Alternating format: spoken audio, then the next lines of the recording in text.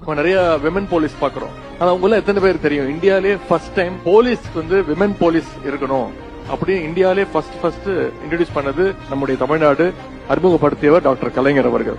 அதே மாதிரி ஆண்களுக்கு நிகரா பெண்களுக்கு வேலை கிடைக்கணும், குறிப்பா பள்ளிக்கூட ஆசிரியர் பணிகள்ல பெண்களை அதிகம் பணி நியமனம் செய்தவர் டாக்டர் கலைஞர் அவர்கள்.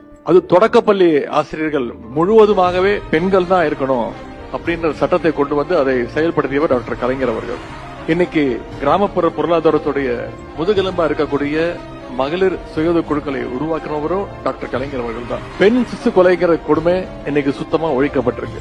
ஆண் குழந்தைகளை விட பெண் குழந்தைகளை மகிழ்ச்சியா கொண்டாடுற சமூகமா நம்முடைய தமிழ் சமூகம் இன்னைக்கு மாறி இருக்கு. நல்ல ஒரு பழமொழியே சொல்லுவாங்க, ஆசைக்கு ஒரு பெண் ஆஸ்திக்கு ஒரு ஆண் அப்படின்னு சொல்லுவாங்க.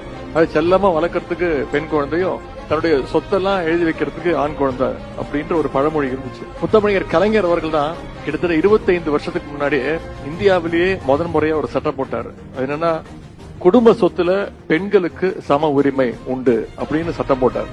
இன்னைக்கு அந்த பழமொழி பழைய மொழியாகி தமிழ்நாட்டில் காண போயிருக்கு. இந்த மாற்றத்திற்கு முதல்ல அடித்தளமிட்டவர் தந்தை பெரியார் அவர்கள்.